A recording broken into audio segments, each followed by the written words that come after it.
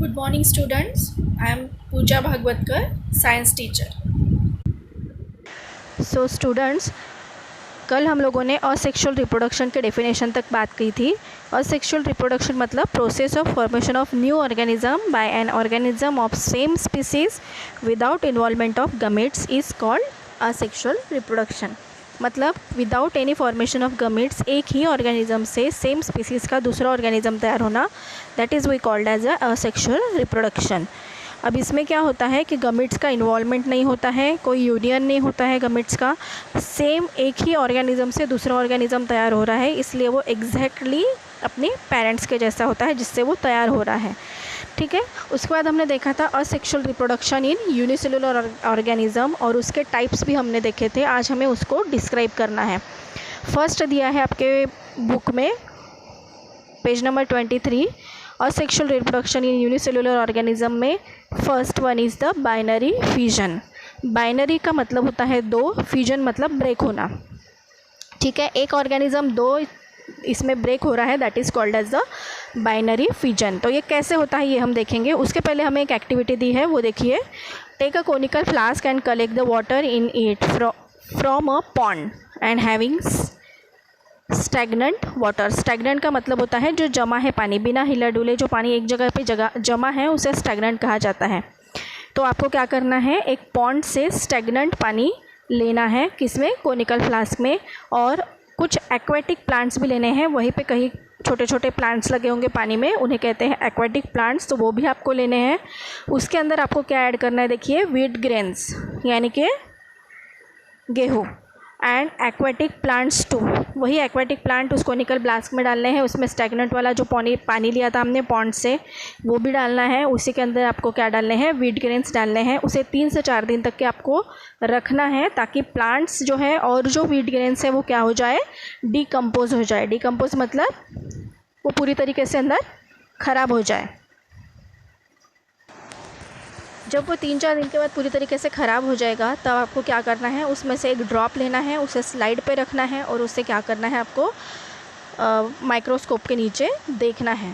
What will you see, you will able to see many paramecia performing the binary fission. Paramecia हमने पढ़ा है, amoeba, पैरामेशिया, ये सब क्या है, यूनिसेलुलर ऑर्गेनिज्म। और हम लोग क्या पढ़ रहे हैं, asexual reproduction in unicellular organisms ही हम लोग पढ़ रहे हैं।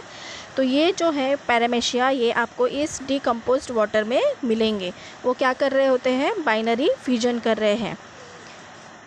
Prokaryotes, that is bacteria, protista, amoeba, paramecia, euglena etcetera, and eukaryotic cell organelle like mitochondria and chloroplast perform asexual reproduction by binary fission। मैंने सबसे पहले ही आपको बताया बाइनरी फिजन का मतलब होता है दो भागों में उनका डिवाइड हो जाना।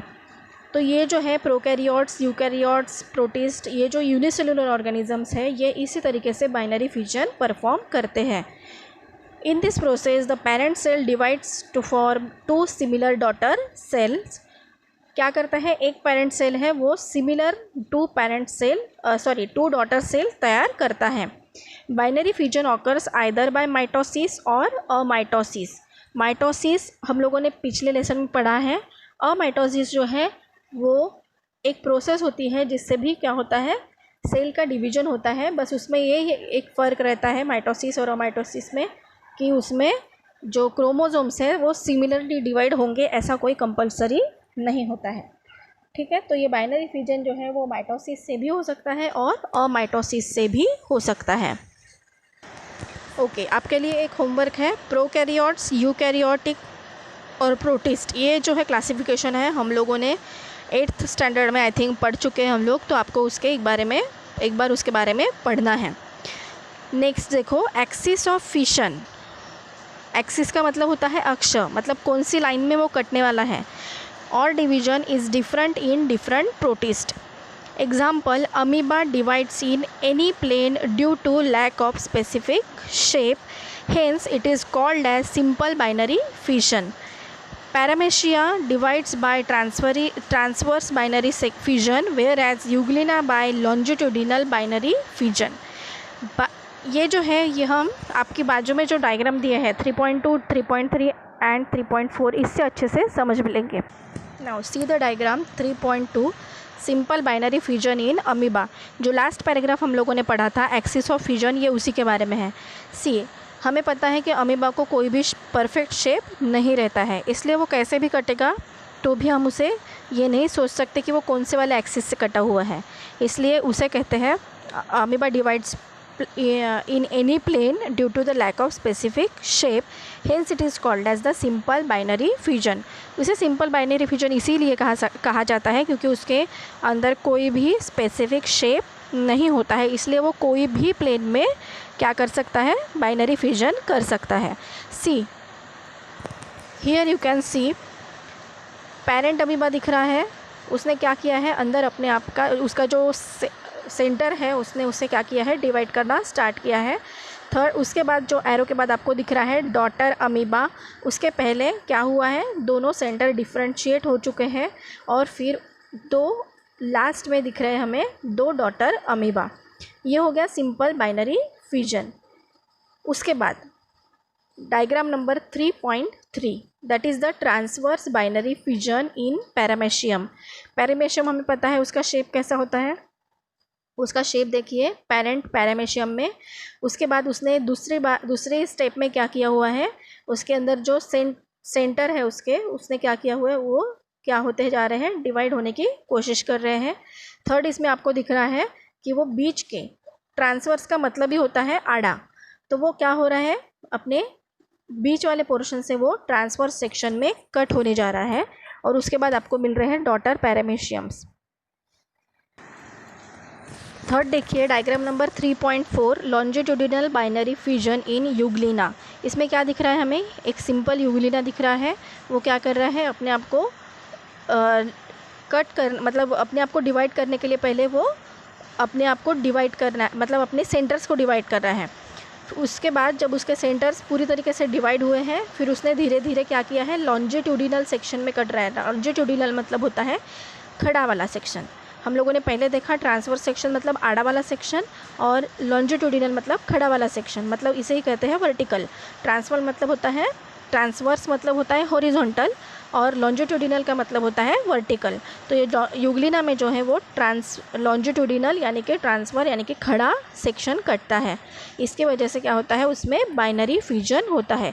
इस तरीके से हमने simple binary fusion in amoeba, transverse binary fusion in paramecium और longitudinal binary fusion in euglena, ये तीन चीज़ें हम लोगों ने बाइनरी फ्यूजन में पढ़ी हैं।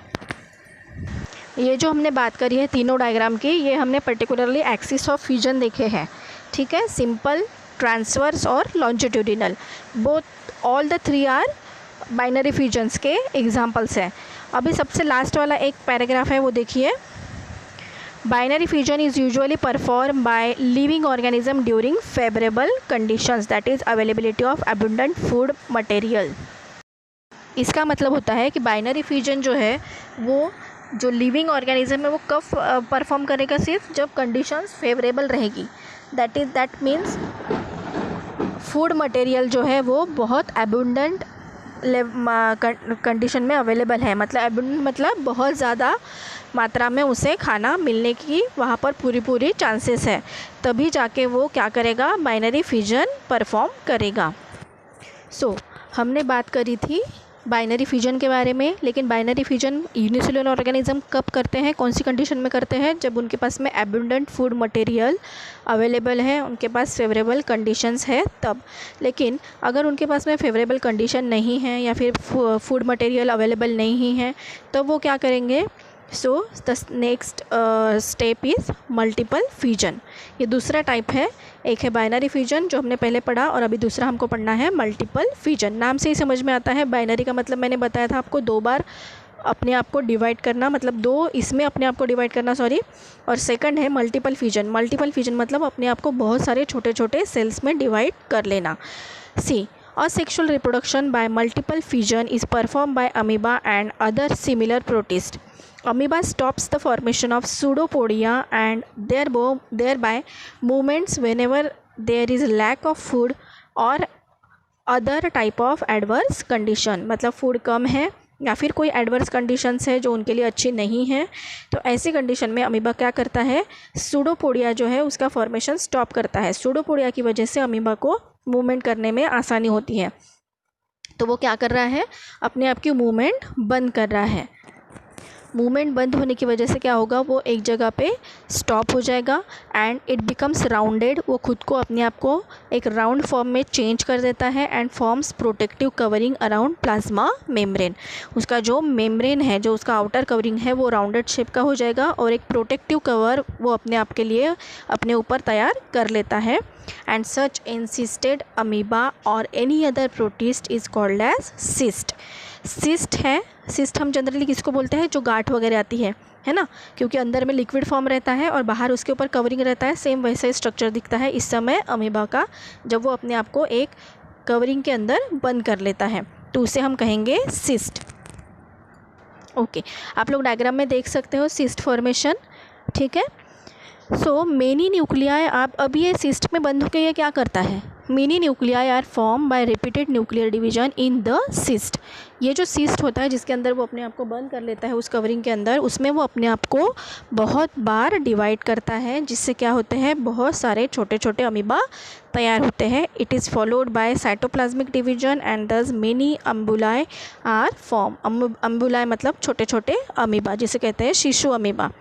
तो ये क्या कर रहा है, अपने आप को कवरिंग कर ले रहा है, उसके बाद न्यूक्लियर डिवीजन कर रहा है, फिर साइटोप्लाज्मिक डिवीजन कर रहा है, और इस तरीके से बहुत सारे छोटे छोटे एम्बुलाई उसने क्या कर लिए, तैयार कर लिए हैं। Then they remain encysted till there are adverse condition. Encysted मतलब उस कवरिंग के अंदर ही वो अपने आप को बंद करके रखते हैं, कब तक, जब तक उनके कंडीशंस फेवरेबल नहीं होगी या फिर जब तक एडवर्स कंडीशन है तब तक। Cyst breaks open on arrival of favorable conditions and many emboli are released। जब कंडीशन फेवरेबल हो जाएंगे तो वो अपने आप को उसमें से रिलीज़ कर लेते हैं। सी डायग्राम 3.5 में आप क्लियरली देख सकते हो, एक पेरेंट अमीबा है, एडवर्स कंडीशन है, उसको फूड प्रॉपर नहीं मिल रहा है, तो उसने क्या किया है, अपने आप को एक सिस्ट के अंदर बंद कर दिया है, अपने आप के ऊपर एक बहुत ही हार्ड कवर तैयार कर लिया है। उसके बाद उसने क्या किया, मल्टीपल फिजन किया। मल्टीपल मतलब बहुत बार खुद को क्या किया, उसने डिवाइड किया है। इसके लिए वो क्या करता है, सबसे पहले अपना न्यूक्लियस डिवाइड करता है, उसके बाद साइटोप्लाज्म डिवाइड करता है, और वैसे ही वो अपने सिस्ट के अंदर रहते हैं। कब तक, जब तक उनकी कंडीशंस फेवरेबल नहीं हो जाती। एक बार कंडीशन फेवरेबल हो गई तो सबसे लास्ट डायग्राम में आप देख सकते हो, डॉटर अमीबा, फेवरेबल कंडीशन आ गई है तो वो सिस्ट में को ब्रेक करके उसमें से बाहर निकल गए। इसलिए इस तरीके से उन्होंने क्या किया है, मल्टी टाइम्स अपने आप को डिवाइड करके फिर वो फेवरेबल कंडीशन में वो बाहर निकल के आ गए, और इसे हम कहें। Now see the third type, that is budding. यहाँ पर पहले आपको एक एक्टिविटी बताई गई है, देखो क्या करना है आपको। एक जो ड्राई ईस्ट पाउडर मिलता है मार्केट में, वो मार्केट से आपको वो ईस्ट पाउडर लाना है, उसमें 50 ml ल्यूक वार्म वाटर डालना है कोनिकल फ्लास्क में लेके, और उसी के अंदर आपको डालना है 10 gram table sugar, 5 gram of yeast powder, 10 gram of table sugar और ल्यूक वार्म मतलब गुनगुना पानी। उसके बाद आपको उसे 1 घंटे के लिए कहीं ऐसी जगह रखना है जहाँ पे थोड़ा सा गर्माहट हो। उसके बाद आपको क्या करना है, उस मिक्सचर में से 1 ड्रॉप लेके स्लाइड पे रखना है, उसको कवर स्लिप से ढकना है और उसे माइक्रोस्कोप के अंदर ऑब्जर्व करना है। What will you see, you will see the yeast cell performing budding. वो जो यीस्ट पाउडर हमने डाला था उसके जो सेल्स थे वो क्या कर रहे हैं, बडिंग फॉर्म कर रहे हैं। अब ये बडिंग क्या होता है हम देखते हैं। आप लोग डायग्राम देख सकते हो 3.6, small bud coming out of many parent cell.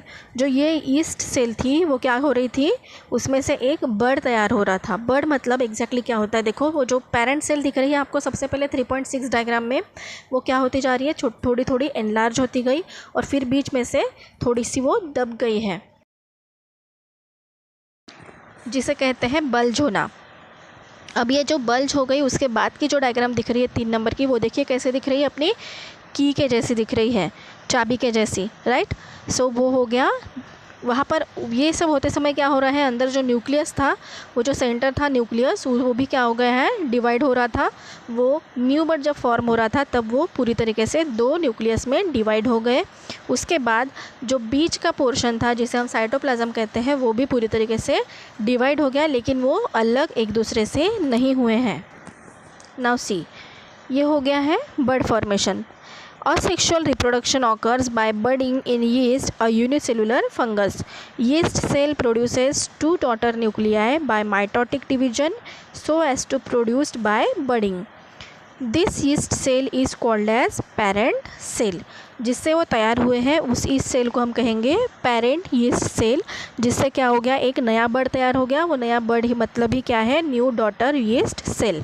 A small bulge appears on the surface of parent cell. वो जो पेरेंट सेल है उसी के ऊपर एक छोटा सा बल्ज या एक छोटा सा उभरा हुआ सा पार्ट हमको दिखता है।